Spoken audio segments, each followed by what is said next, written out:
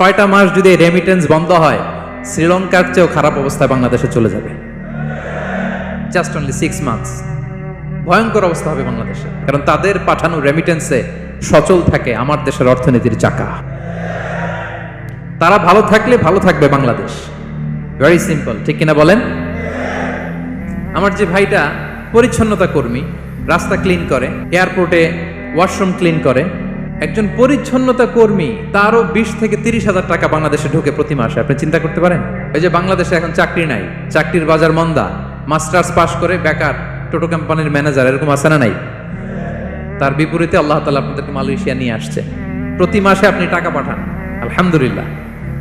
আপনি বাংলাদেশের যে উন্নয়ন, বাংলাদেশের যে ডেভেলপমেন্ট, এই যে স্মার্ট বাংলাদেশ বলে বলে মন্ত্রীরা মুখে ফেনা তুলে ফেলে, এটার গর্বিত অংশীদার আপনি, ঠিক কিনা বলেন?